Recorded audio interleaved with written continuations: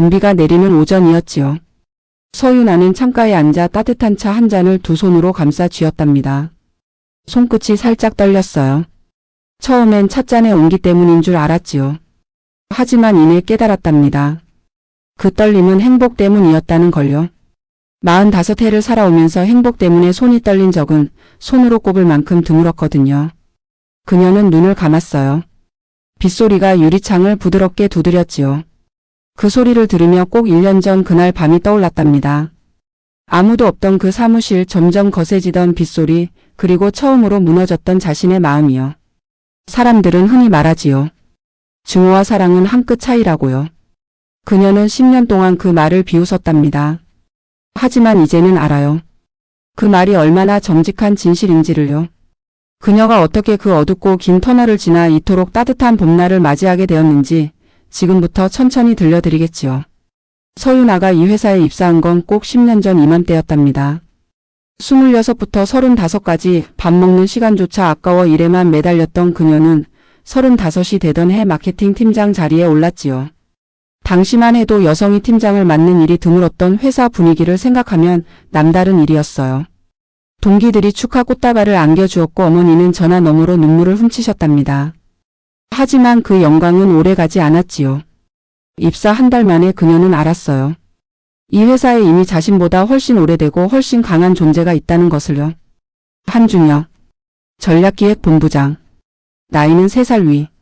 서울대 경영학과 수석 졸업, 해외 유명 경영대학원 출신. 이미 그 나이에 2번의 인수합병을 성공으로 이끌어 이사회의 총애를 한 몸에 받는 사람. 그리고 무엇보다 한 번 마음에 들지 않으면 절대 호의를 보이지 않는 사람. 처음 회의실에서 마주쳤을 때였어요. 그는 그녀의 첫 번째 기획안을 탁상 위에 내려놓으며 차갑게 말했지요. 감정보다 숫자, 서사보다 데이터라고요. 그 말이 마케팅의 본질을 이해하지 못하는 발언이라고 그녀는 즉각 반박했답니다. 그날 회의실의 공기가 얼어붙었지요. 임원들이 눈치를 받고 막내 사원은 자리를 피했어요. 그렇게 시작된 10년의 전쟁이었답니다. 그는 늘 그녀의 기획에 날카로운 메스를 들이댔어요. 그녀는 그의 전략에 허점을 파고들었지요. 회의실에서 두 사람이 논쟁을 시작하면 다른 사람들은 자연스럽게 침묵했답니다. 어느 쪽이 옳은가 보다 이번엔 누가 이기는가를 지켜보는 분위기였지요. 이상한 건 그 싸움이 회사에 나쁜 결과를 가져온 적이 없다는 거였어요. 그들이 싸우며 다듬은 전략과 기획은 번번이 성과를 냈으니까요. 임원들은 속으로 웃었을 거예요. 두 예민한 칼이 서로를 갈아세우면서 더 날카로워지는 꼴이라고요. 하지만 서윤아에겐 그 세월이 결코 가볍지 않았답니다. 그는 회의실에서만 날카로웠던 게 아니었거든요. 복도에서 스칠 때도 엘리베이터에서 마주쳐도 그는 그녀를 마치 공기처럼 대했어요. 이름을 부른 적이 없었지요. 팀장이라고 불렀고 때로는 서 팀장이라고 불렀어요. 10년 동안 단 한 번도 그녀의 이름 서윤아라는 이름을 입에 올린 적이 없었답니다. 그게 이상하게도 아팠어요. 증오하는 사람에게 이름을 불리고 싶다는 게 말이 안 된다는 걸 알았지요. 하지만 그 작은 무시가 때로는 직접적인 공격보다 더 깊이 박히는 가시가 되더라고요. 사실 이름뿐만이 아니었답니다. 이 회사에서 그녀는 서 팀장이었고 마케팅 팀장이었고 전략기획 본부장의 영원한 상대편이었지요. 그러나 서윤아라는 사람은 없었어요. 35부터 45까지 꼭 10년이 그렇게 흘렀답니다. 그녀가 오늘 어떤 음악을 들었는지, 어제 어떤 꿈을 꿨는지, 좋아하는 음식이 무엇인지 묻는 사람이 아무도 없었거든요. 퇴근 후 혼자 먹는 저녁 밥상이 가장 쓸쓸했지요. 핸드폰을 켜놓고 뉴스를 틀어도 빈 식탁 맞은편 의자가 눈에 밝혔어요. 37에 짧게 연애를 했었지요. 좋은 사람이었어요. 하지만 그는 결국 말했답니다. 당신 옆에 있으면 내가 보이지 않는다고요. 당신이 너무 강해서 내가 숨이 막힌다고요. 그 말을 듣고 울었었지요. 슬퍼서가 아니라 그 말이 정확했기 때문에요. 그러니까 그녀도 알고 있었답니다. 자신이 얼마나 날이 서 있는 사람인지를요. 한준혁을 이기기 위해 가시를 세우다 보니 그 가시가 자신을 둘러싸는 울타리가 되어버렸다는 것도요. 그 울타리 안에서 서윤아는 외로웠지요. 하지만 아무에게도 그 말을 할 수 없었어요. 강한 사람은 외롭다고 말할 권리가 없다고 스스로 믿었으니까요. 그렇게 44번째 생일도 혼자 지났답니다. 편의점에서 작은 케이크를 하나 사서 혼자 촛불을 켰지요. 소원을 빌면서 그녀는 무엇을 빌어야 할지 몰랐어요. 그 순간이 살면서 가장 처연했던 밤 중 하나였답니다. 그리고 그로부터 꼭 석 달 후 그 밤이 찾아왔지요. 그해 가을 회사 전체가 흔들렸답니다. 창립 20년 만에 최대 위기.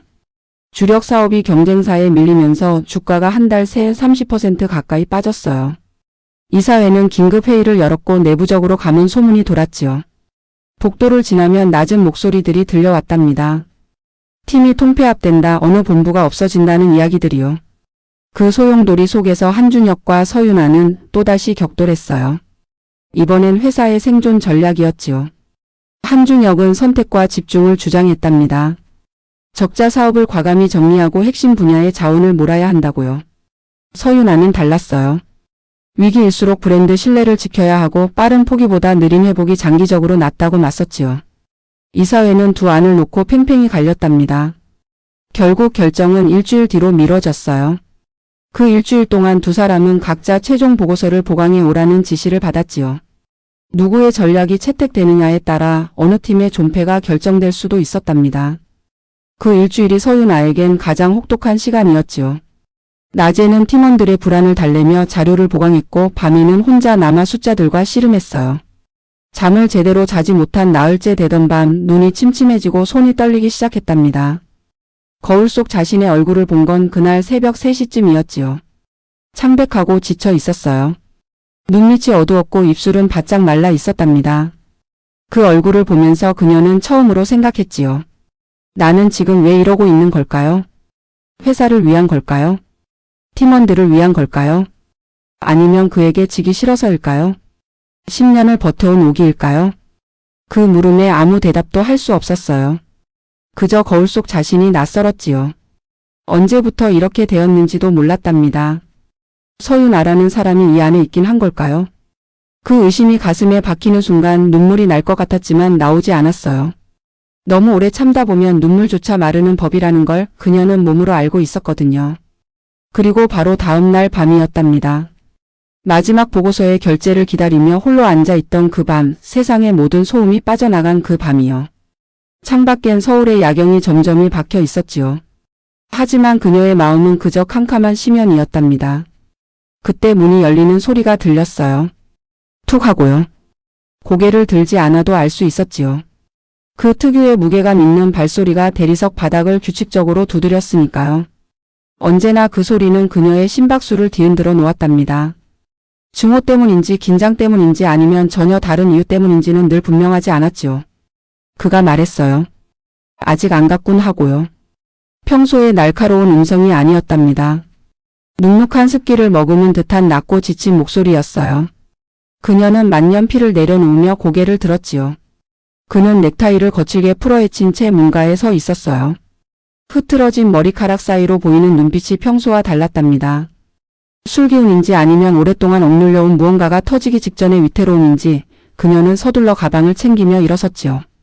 방금 끝났다고 이제 퇴근하려 한다고 말하는 그녀의 목소리가 생각보다 작게 떨려 나왔어요. 그를 지나쳐 문으로 향하려는데 그가 앞을 가로막았답니다. 그의 몸에서 진한 위스키 향과 서늘한 밤 공기가 섞여 흘러왔어요. 도망칠 곳 없는 막다른 골목에 선 기분이었지요. 그는 아무 말도 하지 않고 그녀를 내려다보기만 했답니다. 그 시선이 너무 뜨겁고 집요해서 살같이 타들어가는 것 같았어요. 그녀가 그의 가슴팍을 밀어내려 손을 뻗었지만 그가 그녀의 손목을 잡는 게 더 빨랐지요. 이거 놓으세요 하고 그녀가 말했어요. 지금 제정신이 아닌 것 같다고요. 그러자 그가 대답했답니다. 제정신으로는 도저히 버틸 수가 없었다고요. 10년이라고 했어요. 그녀가 자신의 눈앞에서 다른 사람들에게 웃어 보이고 자신을 벌레 보듯 무시하며 보낸 그 시간이 10년이라고요. 그 말이 그녀의 가슴 어딘가를 건드렸지요. 지금껏 그가 그런 말을 할 거라고는 생각해 본 적이 없었거든요. 차갑고 오만하고 언제나 우위에 서 있던 그가 버티지 못했다는 말을 한다는 게 낯설었답니다. 그러면서도 이상하게 외롭지 않은 기분이 드는 건 왜였을까요? 그의 손에 힘이 들어갔어요. 아픔보다 더 강렬한 건 그의 손바닥에서 전해지는 뜨거운 열기였답니다. 10년 동안 증오라고 믿었던 감정들이 순식간에 형태를 바꾸기 시작했지요. 갈망, 질투, 소유욕, 그리고 이름 붙이기 어려운 어떤 절박함이 그의 눈동자 속에서 소용돌이치고 있었어요. 그녀는 입술을 깨물며 그를 노려봤지요. 그러나 그 순간 그녀 안에서도 무언가 부서지는 소리가 들렸답니다. 오랫동안 혼자 지켜온 울타리, 강한 척해야 한다는 믿음, 아무도 필요하지 않다는 거짓말이 무너지는 소리였어요. 그의 손이 그녀의 뺨을 부드럽게 쓸었지요. 거칠고 투박한 손이었어요. 그러나 그 손길엔 오랫동안 억눌러온 뒤틀린 애정이 담겨 있었답니다. 그녀는 숨을 제대로 쉴 수 없었지요. 차갑고 고고하고 절대로 무너지지 않을 것 같다고 그는 낮게 말했어요. 그 말이 공격인지 고백인지 그녀는 분간할 수가 없었답니다. 그의 손이 그녀의 목덜미를 감싸 쥐며 자신 쪽으로 끌어당겼어요. 거부하려던 그녀의 손은 어느새 그의 와이셔츠 깃을 움켜쥐고 있었지요. 밀어내기 위해서인지 더 가까이 끌어당기기 위해서인지 그녀 자신도 알 수 없었어요. 창밖에서 비가 내리기 시작했답니다. 유리창을 두드리는 빗소리가 점점 거세졌지요. 하지만 그 방 안의 열기에 비하면 아무것도 아니었어요. 마지막으로 그녀의 입에서 나온 저항은 가냘펐답니다. 우리는 이러면 안 된다고 안 돼요 하고요. 그러나 그 말은 그의 이름 없는 고백에 묻혀 흩어졌지요. 그날 밤 두 사람은 10년 동안 쌓아온 모든 것을 무너뜨렸답니다. 중호라는 가면 뒤에 숨어 있던 것들이 새벽빛이 스며들기 시작할 때까지 그 차가운 사무실 안을 가득 채웠어요. 그리고 날이 밝았을 때 그녀는 혼자였지요. 아니, 혼자라는 표현은 정확하지 않았어요. 그는 창가에 서서 담배 연기를 내뿜고 있었거든요. 하지만 두 사람 사이에 흐르는 무거운 침묵은 마치 다른 세계에 있는 것처럼 서로를 멀게 만들었답니다. 가방을 챙겨 나서는 그녀에게 그가 뒤에서 말했어요. 내일 보지 하고요. 아니, 이따 가라고 고쳐 말했지요. 복도를 걸어 나오며 그녀의 다리가 후들거렸어요. 엘리베이터 문에 비친 자신의 얼굴이 낯설었답니다. 겁에 질려 있으면서도 묘한 생기가 돌고 있었거든요. 그게 더 무서웠지요. 계단을 내려오며 그녀는 깨달았어요. 자신이 그를 미워한 게 아니었다는 걸요. 10년 동안 그를 증오한다고 믿었지만 그 증오 안에는 다른 이름으로 부를 수 없던 감정이 단단하게 웅크리고 있었답니다. 비는 그쳤지만 세상은 여전히 축축하게 젖어 있었지요. 그녀는 그 축축한 새벽 공기 속에서 돌이킬 수 없는 무언가가 시작되었다는 것을 온몸으로 느꼈답니다. 그 밤이 그저 한 번의 실수로 끝났다면 아마 이 이야기는 여기서 멈췄겠지요. 하지만 그것이 서유나의 인생을 완전히 다른 방향으로 바꾸어 놓을 진짜 시작이었답니다. 월요일 아침 그녀는 평소보다 30분 일찍 출근했지요. 그를 마주치기 전에 자리에 앉아 있고 싶었어요. 어떤 얼굴로 봐야 할지 몰랐거든요. 지난 금요일 밤이 꿈이었으면 좋겠다는 생각도 잠깐 했지요. 하지만 손목에 그의 손가락 자국이 희미하게 남아 있어서 꿈이 아니라는 걸 부정할 수가 없었어요. 그가 사무실에 들어온 건 10시가 조금 넘어서였답니다. 모든 시선이 그를 향했지요. 그는 언제나 그랬어요. 들어서는 것만으로도 공간의 온도를 바꾸는 사람이었거든요. 그런데 그날 그 시선들을 후우며 걷던 그가 그녀의 자리 앞에서 잠깐 멈췄어요. 그녀는 모니터를 바라보며 심장을 억지로 가라앉혔지요. 그가 지나쳤답니다. 아무 말도 없었어요. 그녀도 고개를 들지 않았지요. 그날 하루가 어떻게 지나갔는지 기억이 잘 나지 않을 정도로 그녀는 그저 자리를 지켰답니다. 퇴근 무렵 그에게서 메시지가 왔어요. 잠깐 얘기할 수 있겠냐고요. 회의실이었답니다. 사람들이 대부분 자리를 뜬 저녁이었지요. 그가 먼저 들어가 있었어요. 그녀가 문을 닫고 들어서자 그는 창밖을 바라보다 천천히 돌아섰지요. 그가 먼저 사과했어요. 금요일 밤에 대해서요. 과했다고 그러면 안 됐다고 했지요.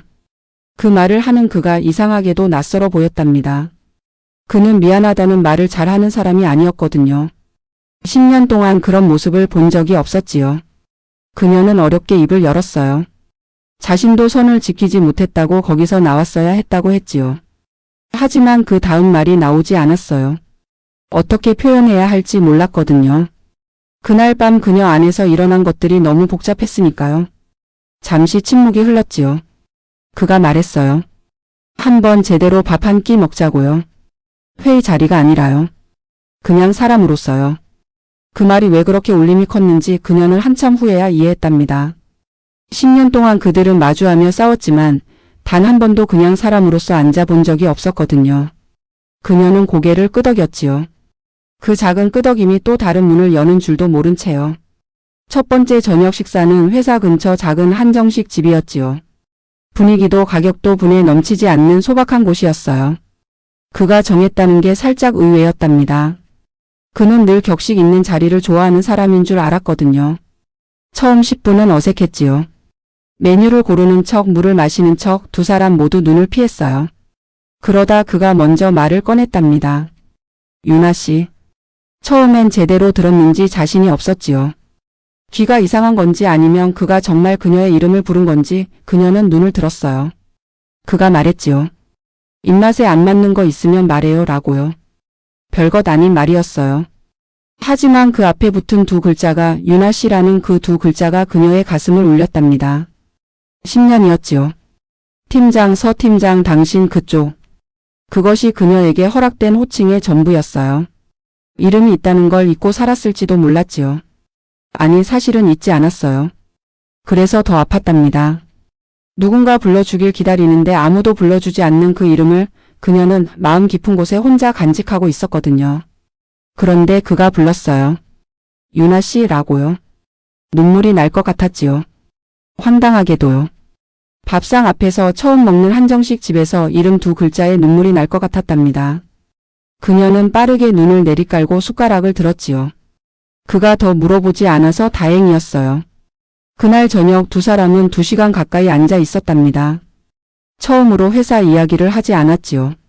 그가 어릴 때 경상도에서 자랐다는 것, 어머니가 손수 담근 된장찌개를 지금도 제일 좋아한다는 것, 새벽 3시쯤 잠이 깨면 책을 읽다 다시 잠드는 습관이 있다는 것.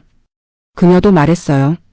사실 숫자보다 이야기를 좋아한다는 것, 마케팅을 선택한 건 사람의 마음을 움직이고 싶어서였다는 것, 어릴 때부터 혼자 있는 걸 좋아했지만 사실은 외로움을 많이 탄다는 것. 마지막 그 말을 했을 때 그녀는 스스로 놀랐지요. 그런 말을 누군가에게 한 게 얼마 만인지 기억도 나지 않았거든요. 어쩌면 처음이었을지도 몰랐어요.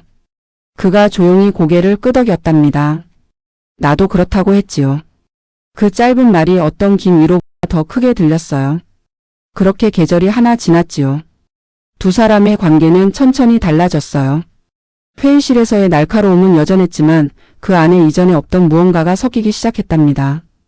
서로를 이해하는 조각 하나씩이요. 그가 왜 저 말을 하는지, 그녀가 왜 저렇게 반응하는지 이제는 조금씩 보이기 시작했어요. 그가 먼저 변했지요. 어느 날 회의가 끝난 후 그가 그녀의 자리로 왔어요. 서류 한 장을 내밀며 말했답니다. 유나 씨 아이디어 중에 이게 제일 괜찮더라고 하고요. 칭찬도 아니고 인정에 가까운 말이었지요. 하지만 주변 팀원들이 그 장면을 보고 서로 눈빛을 교환했어요. 10년 만에 처음이었으니까요. 그녀도 변했답니다. 밤에 혼자 밥 먹는 날이 줄어들었어요. 그가 보내는 짧은 메시지들이 있었거든요. 오늘 저녁 뭐 먹었어요? 라든가요. 아무것도 아닌 말 같지만 그 메시지가 오는 시간이 되면 자신도 모르게 핸드폰을 들여다보게 됐지요. 가슴이 두근거리더라고요. 그게 또 무서웠답니다. 45세 이런 두근거림이 자신에게 허락된 건지 확신할 수 없었으니까요. 하지만 그 불안이 생동감처럼 느껴지기도 했어요. 오랫동안 잠들어 있던 심장이 조금씩 깨어나는 것 같은 기분이었답니다. 무서우면서도 그 감각을 놓치고 싶지 않았지요. 그리고 그 균열이 훗날 그녀를 구원할 빛이 될 줄은 그때는 꿈에도 몰랐답니다. 그 변화가 회사 안에서 조용히 퍼지는 데는 그리 오랜 시간이 걸리지 않았지요. 사람들의 눈은 언제나 예리하거든요. 특히 오래된 갈등 관계에 생긴 균열을 알아채는 데 있어서는요. 처음 소문이 난 건 임원 모임에서였답니다. 누군가 이야기했지요. 전략기획본부장과 마케팅 팀장이 요즘 유난히 자주 자리를 같이 한다고요. 그 말이 어떤 의도를 담고 전달되는지 서윤아는 한참 후에야 알았답니다. 부사장 이상 임원 중에 그를 오래전부터 눈여겨본 사람이 있었거든요. 회장의 조카딸이었지요.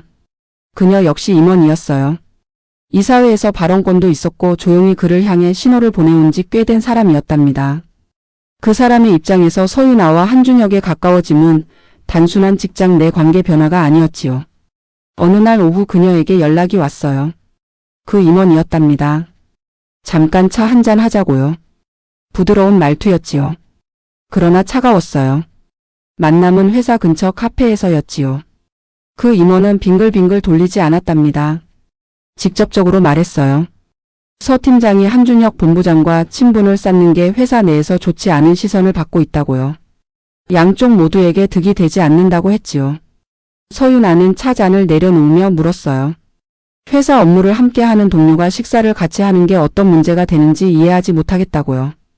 그 임원이 미소를 지었답니다. 차가운 미소였어요. 그러면서 말했지요. 지금 팀 통폐합이 논의 중인데 평가 과정에서 오해를 살 수 있다고요. 서 팀장은 실력 있는 사람이니 혼자 서는 게 낫지 않겠냐고요. 협박이었지요. 부드러운 언어로 포장된 협박이었답니다. 집으로 돌아오는 길에 그녀는 오랫동안 걸었어요. 가을 바람이 차가웠지요. 손이 얼었지만 주머니에 넣지 않았어요. 그 차가운 공기가 머리를 맑게 해줄 것 같았거든요. 무너질 것 같은 기분이었답니다. 지금껏 싸워온 건 일 때문이었어요. 실력으로 인정받고 싶어서였지요. 그런데 이제 그 싸움 위에 다른 차원의 것이 얹혔어요. 그가 개입된 순간 이 싸움은 복잡해졌답니다. 그를 멀리해야 하는 걸까요? 그 생각이 드는 순간 이상하게도 눈물이 차올랐어요. 울지 않으려 고개를 들었지요. 가로등 불빛이 뿌옇게 번졌답니다. 그가 그날 저녁 메시지를 보냈어요. 오늘 저녁은 먹었어요 라고요. 그녀는 한참 그 메시지를 바라봤지요. 그러다 핸드폰을 내려놓았어요. 답장을 보내지 않았답니다.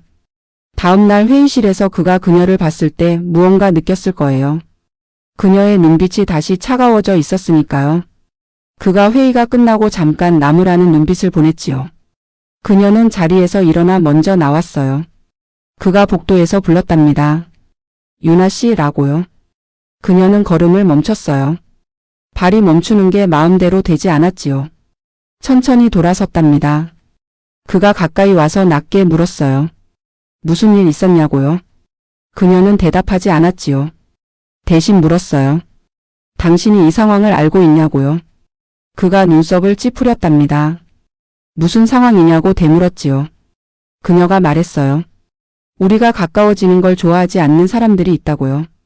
그리고 자신은 10년을 혼자 싸워왔고 앞으로도 혼자 서야 한다고요. 그가 한참을 바라봤지요. 그러다 말했답니다. 혼자 서는 게 용기 있는 거라고 생각했는데 지금은 혼자 버티는 게 버릇이 된 건지 선택인지 모르겠다고요. 그 말에 그녀는 아무 대답도 하지 못했어요. 집에 돌아와 오래도록 앉아 있었지요. 그의 말이 자꾸 귓가에 맴돌았답니다. 혼자 버티는 게 버릇이 된 건지 선택인지 모르겠다고요. 그 말이 공격이 아니라 걱정이었다는 걸 그녀는 알고 있었지요. 그래서 더 무서웠어요. 누군가의 걱정을 받아들이는 법을 잊어버린 지 너무 오래되어 있었거든요. 위기는 생각보다 빨리 왔답니다. 이사회 전략 발표가 이틀 앞으로 다가온 날 밤 서윤아에게 인사팀 부장에게서 연락이 왔어요. 조심스러운 말투였지요. 이번 조직 개편에서 마케팅팀이 전략기획본부 산하로 통합될 예정이라고요. 세부 발표는 이사회 이후라고 했지요. 팀이 없어지는 게 아니었어요. 흡수되는 거였지요. 그가 이끄는 본부 아래로 들어가는 거였답니다. 그 밤 그녀는 잠을 잘 수 없었어요. 팀원들 얼굴이 떠올랐지요. 5년, 7년, 10년 가까이 함께 일해온 사람들이었어요. 그들이 이 변화를 어떻게 받아들일지, 자신이 그들에게 어떤 팀장이었는지가 자꾸 마음을 두드렸지요. 그리고 그가 생각났답니다. 이 결정에 그가 관여했을까요? 아니면 그도 모르는 일일까요? 믿고 싶었어요. 그를 믿고 싶었지요. 그러나 10년의 습관이 그 믿음을 쉽게 허락하지 않았답니다. 다음날 이른 아침 그녀는 먼저 움직였어요. 이사회가 열리기 전에 발언권을 달라고 요청했지요. 이례적인 일이었어요. 팀장이 이사회에 직접 발언하는 건 드문 일이었거든요. 하지만 그녀는 물러서지 않았답니다. 그리고 이사회 회의실로 들어가면서 그녀는 처음으로 목소리를 높이기로 결심했지요. 10년 동안 수없이 싸워왔지만 그건 언제나 정해진 틀 안에서의 싸움이었어요. 상대방의 논리를 깨는 싸움이었지요. 하지만 그날은 달랐답니다. 그날은 자신의 이름으로 자신의 팀원들의 이름으로 서는 싸움이었거든요. 그녀가 발표한 것은 자료가 아니었어요. 10년 동안 마케팅팀이 이 회사를 위해 해온 것들, 팀원 한 명 한 명이 지켜온 자리와 가치, 그리고 통합이 아닌 협력이 어떻게 더 나은 결과를 만들어낼 수 있는지를 담담하게 말했지요. 떨지 않으려 했지만 목소리가 미세하게 흔들렸어요. 그래도 멈추지 않았답니다. 이사회는 조용했지요. 중간에 그와 눈이 마주쳤어요. 그의 눈에 무언가가 있었답니다. 그녀가 단번에 이름 붙이기 어려운 감정이었지요. 결과는 당일 오후에 나왔답니다. 팀 통합은 유보되었어요. 다만 두 부서의 협력 체계를 강화하는 방향으로 조직을 재편하되 마케팅팀의 독립적 기능은 유지하기로 했지요. 절반의 승리였어요. 그러나 그것으로 충분했답니다. 팀원들이 환호성을 질렀지요. 막내 사원이 눈물을 글썽이며 안아주려다가 멈칫했어요. 그녀가 웃으며 먼저 안아줬지요. 그 품이 따뜻했답니다. 오랫동안 잊고 있었던 온기였어요. 그날 저녁 한준혁이 사무실로 왔지요. 팀원들이 자리를 뜬 후였어요. 그가 말했답니다. 오늘 이사회에서 한 말 잘 들었다고요. 그러면서 고생했다고 했지요. 그 네 글자가 그렇게 울림이 클 줄은 몰랐어요. 고생했다는 말요? 30년을 일하면서 그 말을 진심으로 들어본 적이 얼마나 될까요? 형식적인 말이 아닌 마음에서 나온 말로요. 그는 분명히 마음으로 말하고 있었지요. 그녀는 빈 책상을 바라보며 말했어요. 사실 오늘 많이 떨렸다고요. 그가 말했지요. 알았다고요. 그래도 멈추지 않았다고요. 그 말에 그녀가 그를 바라봤지요. 그가 다시 말했어요. 유나 씨는 제가 알던 사람 중에 가장 오래 혼자서 서 있던 사람 같다고요. 그 말에 그녀의 눈에 물기가 차올랐답니다. 얼른 고개를 돌렸지요. 우는 모습을 보이고 싶지 않았어요. 그러나 그가 말했지요. 괜찮다고요. 여기서는 울어도 된다고요. 그 한마디에 10년 동안 얼어있던 무언가가 녹기 시작했답니다. 겨울이 왔다가 지나갔지요. 두 사람의 관계는 말 없이 깊어졌어요. 서로의 이름을 부르는 빈도가 늘었고 회의가 끝난 후 함께 걷는 복도가 생겼답니다. 그것이 사랑이라고 부를 수 있는 것인지 두 사람 모두 서두르지 않았지요. 그저 조심스럽게 천천히 상대방의 속도를 존중하며 나아갔어요. 그가 먼저 말했답니다. 어느 겨울 저녁 작은 식당에서 따뜻한 국물을 마시다가요. 자신이 이 회사에서 20년을 일하면서 진짜 편한 마음으로 밥을 먹은 게 오늘이 처음인 것 같다고요. 그리고 그게 그녀 덕분이라고 했지요. 서윤아는 숟가락을 내려놓았어요. 그리고 말했지요. 자신도 그렇다고요. 처음으로 회사에서의 시간이 낭비가 아닌 것 같다고요. 그 말들이 고백이었답니다. 화려한 고백이 아니었지요. 반지도 꽃도 없었어요. 하지만 국물이 식어가는 조용한 식당에서 두 사람이 처음으로 서로에게 솔직해진 그 순간이 그 어떤 드라마틱한 장면보다 진실했답니다. 봄이 오기 직전이었지요. 이사회의 전략 채택 결과가 최종 발표되었어요. 서윤아의 브랜드 재건 전략이 중장기 노선으로 채택되었답니다. 한준혁의 선택과 집중 전략은 단기 위기 대응 방안으로 보완 채택되었지요. 두 전략이 함께 쓰이는 결론이었어요. 처음으로 두 사람이 이긴 것도 진 것도 아닌 결과였지요. 팀원들이 그녀에게 박수를 보냈어요. 그가 회의실 밖에서 그 모습을 바라봤지요. 그가 먼저 박수를 쳤답니다. 그 모습을 본 팀원들이 웃으며 수군댔어요. 그녀도 웃었지요. 얼굴이 조금 붉어지는 걸 느꼈답니다. 그리고 그 임원 회장 조카 임원의 이야기도 있었지요. 그해 봄 이사회 감사에서 몇 가지 업무상 이해 충돌 문제가 불거졌어요. 직접적인 비위는 아니었지만 사적 관계를 회사 의사결정에 개입시켰다는 문제였지요. 조용히 사직 의사를 밝혔답니다. 서윤아는 그 소식을 들었을 때 통쾌함보다 먼저 피곤함을 느꼈어요. 그 사람이 틀리지 않은 부분도 있었거든요. 관계가 판단을 흐릴 수 있다는 것, 조직 내에서 오해를 살 수 있다는 것요. 다만 그걸 경고가 아닌 협박으로 전달했던 것이 잘못이었지요. 그녀는 그 사람을 미워하지 않기로 했답니다. 시대가 그렇게 만든 사람이라는 걸 알았거든요. 자신도 오래 그 시대의 문법으로 살아왔으니까요. 그 무렵 그녀에게 또 하나의 소식이 왔답니다. 어머니였지요. 이른이 넘으신 어머니가 작은 기침을 오래 달고 사신다고 동생에게서 연락이 왔어요. 큰일은 아니었지만 검사를 받아보는 게 좋겠다고 했지요. 그녀는 그 주말에 내려갔답니다. 어머니는 집 앞에서 기다리고 계셨어요. 딸이 온다고 낮부터 청소를 하셨다는 걸 깔끔하게 치워진 집을 보며 알았지요. 어머니는 그녀의 손을 잡으셨어요. 손이 예전보다 작아지셨더라고요. 그 손이 얼마나 많은 것을 해오셨는지 그녀는 손등을 바라보며 오래 참았던 눈물이 흘렀지요. 어머니가 물으셨답니다.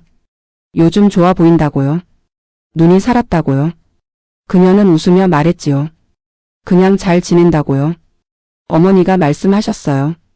밥은 혼자 먹지 말고 사람하고 먹어야 배가 차다고요. 그 말에 그녀는 고개를 끄덕였답니다. 더 이상 혼자 먹는 날이 없어지고 있었거든요. 봄이 왔지요. 서윤아는 창가에 앉아 따뜻한 차를 두 손으로 감싸 쥐었어요. 오늘이 그 밤으로부터 꼭 1년이 되는 날이었답니다. 아무도 없던 사무실, 비 내리던 밤, 처음으로 무너졌던 그 밤으로부터요. 1년이 이렇게나 많은 것을 바꿀 수 있다는 것이 신기했어요. 45회의 삶에서 가장 많이 배운 1년이었지요. 가장 중요한 건 이것이었어요. 자신의 이름을 사랑하는 법을 배웠다는 것요. 팀장이 아닌, 마케터가 아닌 서윤아라는 사람이 가진 온기와 두려움과 바람과 외로움을 사랑하는 법이요. 그가 가르쳐 준 것이 아니었어요. 그와 함께하면서 자신이 스스로 찾아낸 것이었지요. 그 차이가 중요했답니다. 그에 본 두 가지 일이 있었지요. 하나는 회사의 일이었어요. 그녀가 주도한 브랜드 재건 전략이 첫 분기 성과를 냈답니다. 고객 신뢰 지수가 3개월 만에 18포인트 올랐어요. 이사회는 그녀를 마케팅 본부장으로 승진 발령했지요. 처음으로 그녀의 이름이 공식 문서에 본부장이라는 직함과 함께 적혔답니다. 발령 문서를 받아든 그날 그녀는 팀원들에게 밥을 샀어요. 근사한 식당이 아니었지요. 회사 근처 고깃집이었어요. 연기 자욱하고 왁자지껄한 그곳에서 그녀는 팀원들 한 명 한 명의 얼굴을 바라봤답니다. 오래 함께한 사람들이었지요. 눈물이 날 것 같아서 맥주를 빠르게 들이켰어요. 막내 사원이 말했지요. 팀장님 덕분에 여기까지 왔다고요. 그녀는 고개를 저었어요. 팀원들 덕분이라고 했지요. 그리고 잠깐 멈췄다가 오래 고생 많았다고 말했답니다. 테이블이 잠시 조용해졌어요. 그러다 한 명이 울기 시작했지요. 그러자 다른 한 명도요. 그녀도 결국 참지 못했답니다. 고깃집 한쪽 구석에서 성인 6명이 함께 울고 웃었어요. 우스운 것 같지만 그날의 그 눈물이 그 어떤 화려한 성공보다 더 값졌지요. 또 하나의 일은 그보다 작고 조용한 것이었답니다. 봄비가 내리던 날 저녁 그가 작은 화분을 들고 왔어요. 보라색 꽃이 피어 있는 작은 화분이었지요. 무슨 꽃인지 물으니 제비꽃이라고 했어요. 오래 피어 있는 꽃이라고 작지만 질기다고 했지요. 그러면서 말했답니다. 유나 씨 닮았다고요. 그녀는 화분을 두 손으로 받으면서 웃었지요. 무슨 뜻이냐고 물었어요. 그가 말했답니다. 작아 보여도 오래 버티는 꽃이라고요. 그 말이 지금껏 들어온 어떤 칭찬보다 정확했지요. 아름답다거나 대단하다거나 하는 말이 아니라 오래 버텼다는 말이요. 그 말이 그녀의 삶을 정확히 가리켰거든요. 오래 울지 않다가 그날 조용히 울었어요. 그가 옆에 있었지요. 아무 말도 하지 않았어요. 그냥 옆에 있었답니다. 그것으로 충분했어요. 이야기는 이쯤에서 마무리되어도 좋을 것 같지요. 하지만 한 가지만 더 말씀드릴게요. 그해 여름 서윤아는 회사에 작은 제안을 하나 했답니다. 직급과 상관없이 직원들이 서로의 이름을 부르는 문화를 만들어 보자고요. 매니저님, 팀장님이 아니라요. 이름으로요. 처음엔 어색해했지요. 당연했어요. 하지만 3달쯤 지나자 조금씩 달라졌답니다. 이름을 불리는 사람들의 표정이 달라졌어요. 회의실 분위기가 달라졌지요. 사소한 것 같지만 자신이 누구인지 기억하게 만드는 일이었거든요. 그리고 그것이 서윤아 본부장이 이 회사에 남긴 가장 작고 가장 중요한 발자국이 되었답니다. 봄비가 그쳤어요. 창문을 열자 젖은 흙냄새가 들어왔지요. 그녀는 창가에 놓인 제비꽃 화분을 바라봤어요. 올해도 보랏빛 꽃이 조용히 피어 있었답니다. 핸드폰에 메시지가 왔지요. 그였어요. 오늘 저녁에 된장찌개 끓여줄게요 라고요. 그녀는 웃으며 답장을 보냈답니다. 기다리겠다고요. 45회를 살아오면서 기다림이 이렇게 따뜻한 것인 줄은 몰랐지요. 아무도 없던 그 밤을 지나 그녀는 비로소 자신의 이름을 되찾았어요. 서윤아. 그 이름이 이제는 부끄럽지 않았지요. 아프지도 않았어요. 그저 오래 버텨온 사람의 이름으로 조용하고 단단하게 빛나고 있었답니다. 혹시 이 이야기가 조금이라도 마음에 닿으셨나요? 긴 세월을 혼자 버텨온 분이 계신다면 오늘 이 이야기가 작은 위로가 되었으면 좋겠지요. 당신의 이름은 언제나 빛나고 있어요. 누군가 불러주지 않아도 그 이름은 처음부터 소중한 것이었답니다. 이 이야기가 마음에 오래 남으신다면 구독과 좋아요 한 번씩 부탁드립니다. 여러분의 응원이 다음 이야기를 이어가는 힘이 됩니다. 다음 이야기에서 다시 뵙겠습니다.